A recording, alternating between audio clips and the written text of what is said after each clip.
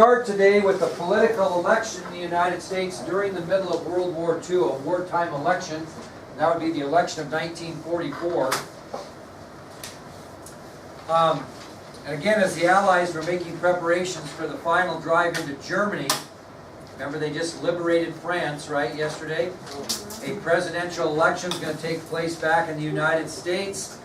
Now, with the war going so well, the Democratic Party is going to nominate President Roosevelt for a fourth term. If you remember, he's been elected 3 times. This will be his 4th term.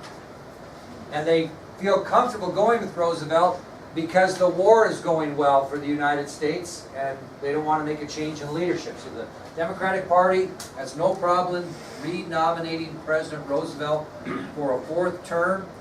His running mate for this election, however, would be different, and it will be a historic decision. His running mate will be Senator Harry S. Truman of Missouri. His running mate will be Senator Harry S. Truman of Missouri, which will be a history-changing event down the line. So for the Democratic Party, they will nominate President Roosevelt for a 4th term. Roosevelt's running mate for this election will be Senator Harry S. Truman of Missouri.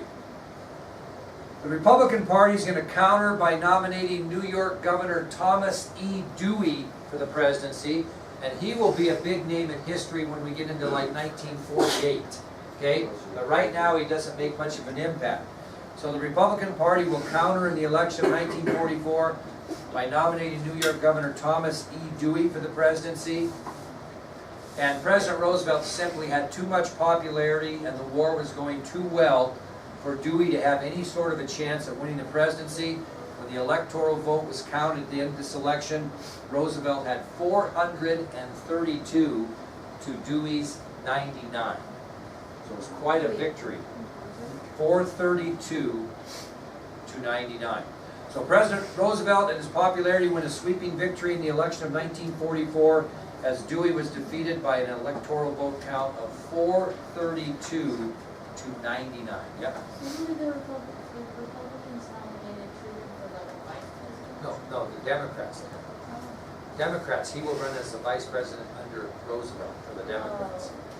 And eventually he's going to take over here, isn't he? And then Eisenhower after? No, Truman, then Eisenhower.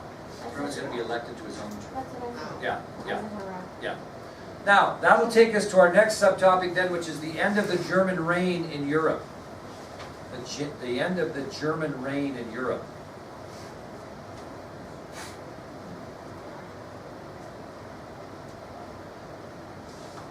Now this is kind of an interesting story because it kind of goes up and down a bit. After the Allies liberated France by virtue of D-Day and the storming of the beaches of Normandy, specifically Omaha Beach we showed you yesterday, when they pushed the Germans out of France, the Allies listened to General Eisenhower's plan to then assault the country of Germany. He wanted to move straight into Germany after winning or liberating France from German reign. So after the liberation of France, the Allies agreed to use General Eisenhower's plan for an assault directly on the country of Germany.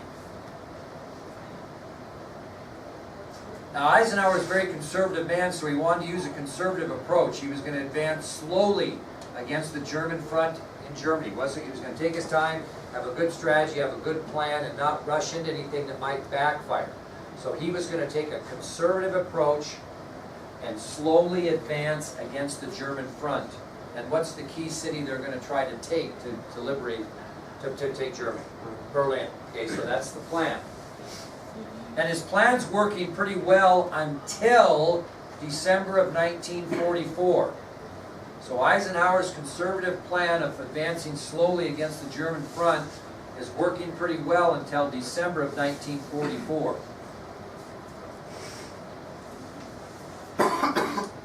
And the Germans had been on which side of things, the offensive or defensive up to this point? They've been on the defensive. Well, they decide in December of 1944, they being the Germans, their armies will plan a counterattack against the Allied forces. So they've been on the defensive like the whole time, right? And all of a sudden now they see an opportunity to go on the offensive And in December of 1944, they plan a counterattack against Allied forces. And what happened is the Germans had found a weak point in the Allied lines in the country of Belgium. Okay?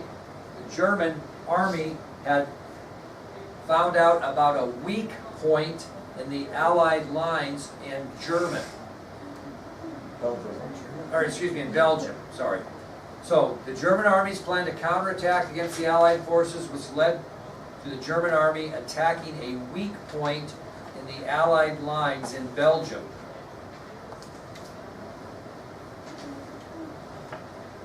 Well, when the Germans attacked this weak line in Belgium, it created a bulge in the Allied defense lines. A bulge, okay?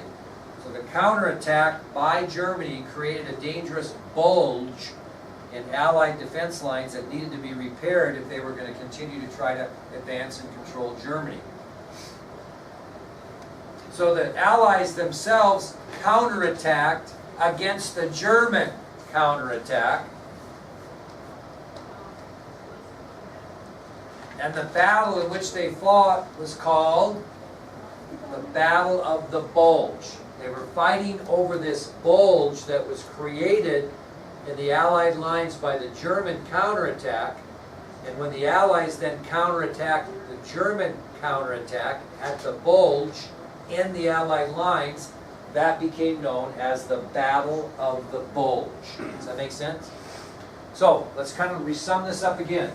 Eisenhower's plan of slowly advancing in Germany is working until December of 1944, when the German forces realize there's a weak point in Allied lines in Belgium.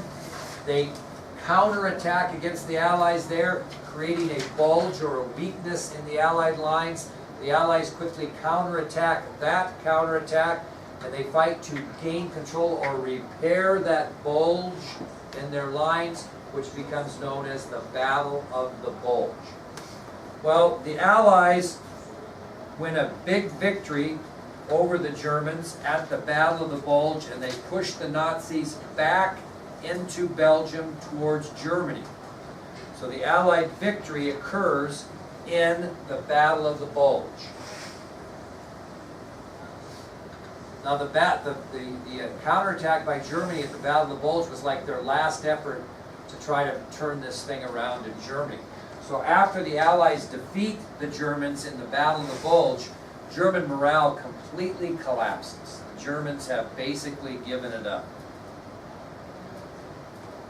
Now, are they continuing the around-the-clock 24-hour bombing that Eisenhower initiated early? So on top of everything else, they're still getting pounded day and night, and the morale is an absolute collapse. So this German defeat at the Battle of the Bulge, along with the continued 24-hour bombing of Germany by the Allies, completely destroyed the Nazis' effort to continue the fighting.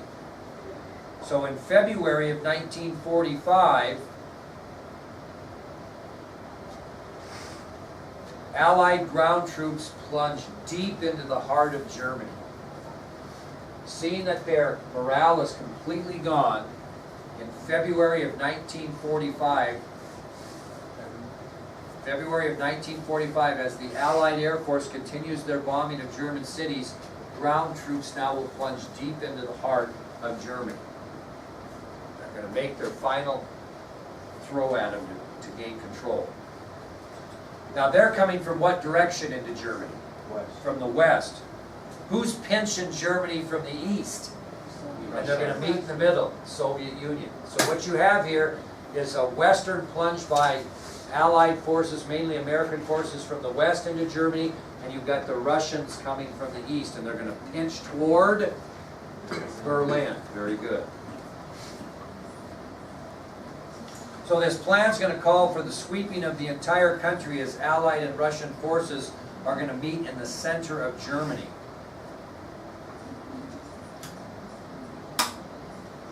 Well, finally, as they push from both directions, kiddos, on April 25th of 1945, the Allied army met the Russian army at the Elbe River in Germany. So again, the Allies are pushing from the west. The Russians are pushing from the east, and finally on April 25th of 1945, the Allied army from the west meets the Russian army from the east at the Elbe River in Germany. When they met, did they completely ensure that the German countryside had been swept clean? They have met, there's nowhere for the Germans to go. Okay? Nowhere for the German army to go. So on April 25th, 1945, the Allied army met with Russian forces at the Elbe River in Germany. The meeting of Soviet and Allied forces ensured that the German countryside had been swept clean. What happened 5 days later on April 30th of 1945? Nope. Germany surrendered. Nope. Hitler committed suicide. 5 days later, on April 30th, 1945, Adolf Hitler committed suicide. Where did he commit suicide at? Anybody know? You know what? Kind of, yeah. Underground bunker in Berlin.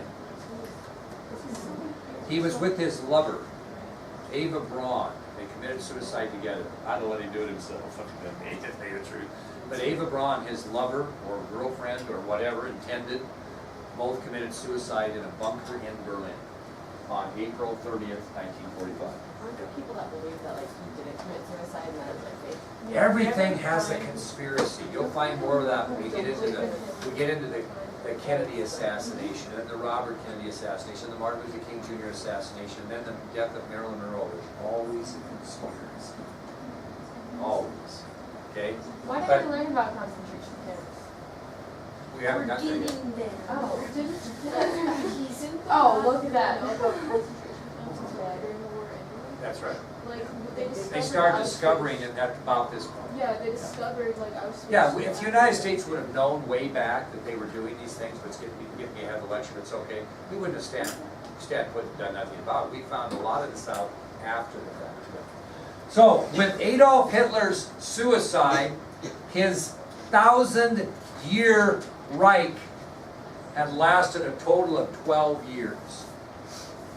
With Hitler's suicide on April 30th, 1945, his 1,000-year Reich had lasted a total of 12 years.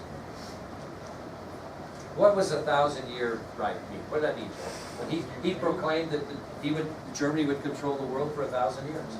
A Reich is an empire. That's another name for an empire.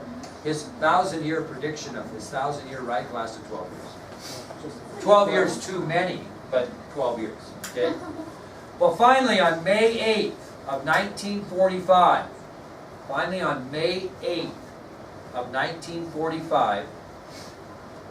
the German High Command, obviously without Hitler because he was dead, surrendered unconditionally to the Allies. On May 8th, 1945, the German High Command surrendered unconditionally to the Allies. This date in American history will be forever remembered as VE Day, or Victory in Europe. Okay? So on May 8th, 1945, the German High Command surrendered unconditionally to the Allies.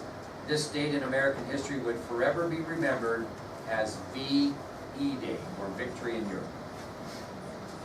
Okay, Aurora. That'll take us to our next subtopic, which is Nazi horrors, the Holocaust. Now, I got to tell you something, kiddos, just in general. Am I giving you every specific detail about everything that went on in World War II? I can't possibly do that. I could teach a year-long class on World War II if I wanted to. That's how much detail I could give you about all this. So are we going to cover everything, including the Holocaust, in great detail for you to learn? No, because I don't have the time. So we're giving you bits and pieces of these battles. In a more specified class, I might go into great detail about the Battle of Bulge and tell you how the strategy went, and how many were lost on this side, and how many were lost on that side. But it's just not feasibly ready to do. You could teach a whole year on World War II. I mean, you really could if you had the time. Yep. Couldn't you technically teach 12 full years on it? You probably could, yeah. But I mean, it's the point being is it's all these things we're talking about. I could spend all kinds of time with.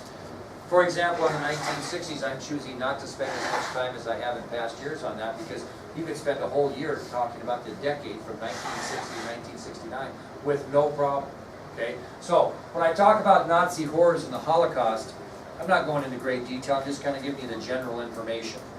Now, as you guys kind of mentioned, Sully mentioned it more than anyone, this joy of victory in Europe was soon clouded by the shocking news of Hitler's treatment of Jewish people in Europe. And again, we did not really know he was doing this until this point, okay? So this joy of victory in Europe really was clouded by the shocking news of Hitler's treatment of Jewish people in Europe during the German reign. And the world started to hear in detail these blood-curdling crimes the Nazis had committed against Jewish people in Europe. Just horrible things. And these horrifying crimes that the Nazis committed against Jews in Europe, we refer to in American and world history as the Holocaust. Okay? So again, the joy of victory in Europe was clouded by the shocking news of Hitler's treatment of Jewish people in Europe. The world now heard in detail the blood-curdling crimes the Nazis had committed against the Jews in Europe. And these horrifying crimes will be referred to in world history as the Holocaust.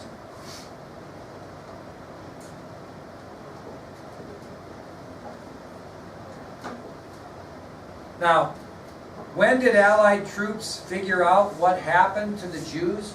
It actually happened during their advance to Germany in the spring of 1945. So the Allied troops didn't really know anything about this thing we know as the Holocaust until they advanced upon Germany in the spring of 1945. And when the Allied troops advanced into Germany in the spring of 1945, they came face to face with Hitler's final solution to the Jewish population of Germany. Okay? That's sad when you think about it. We didn't even know it occurred, as Sully alluded to, until spring of 1945 as we were advancing into Germany, and they started coming upon what? These horrifying visions of what was done to Jewish people. Now, basically what they came across was German extermination camps. They came across German extermination camps that had claimed the lives of an estimated 6 million Jews who were put to death, along with 6 million more people that they termed undesirables. So 12 million people. Can you even imagine that? 12 million people were exterminated in these German concentration camps. Approximately 6 million were Jewish people. The other 6 million were what Germany or Hitler described as undesirables. So I'm going to give you 4 examples of the type of people that lost their lives in these concentration camps in Germany. 4 different types of people. It wasn't only Jews, right? 6 million were Jews. The other 6 million were these 4 things. Okay? So 6 million were Jews. The other 6 million were these 4 things. Citizens of Poland. There were many, many thousands, millions citizens of Poland that were also exterminated in these concentration camps, not just Jews.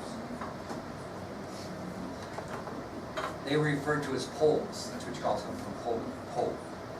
Citizens of Yugoslavia, known as Slavs, S-L-A-V-S. Citizens of Yugoslavia.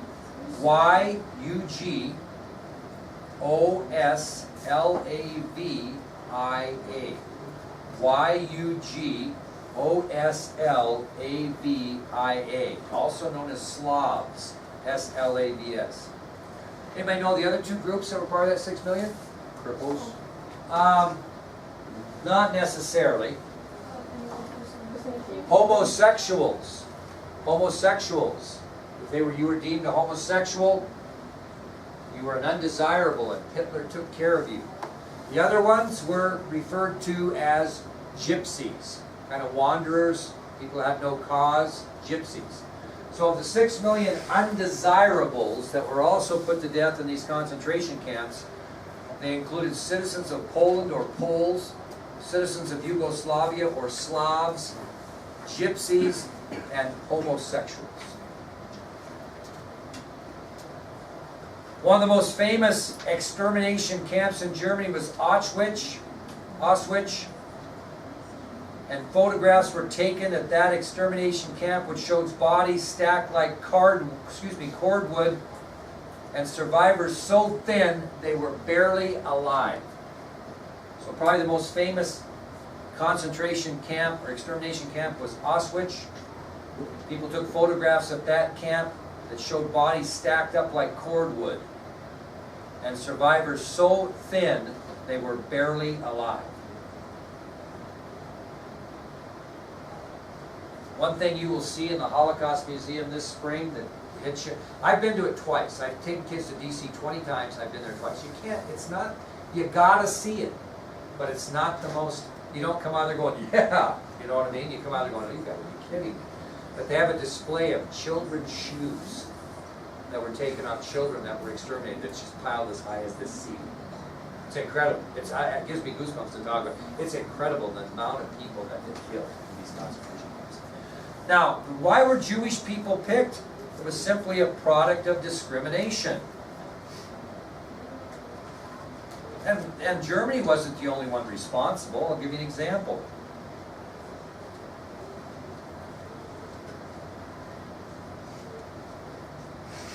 In the United States, let me rephrase that. In the world, including the United States, there was an Semitism attitude set in, where people discriminate against Jewish people, not only in Germany, but across the globe. I'm going to write that on the board so you can get it. Anti-S-E-M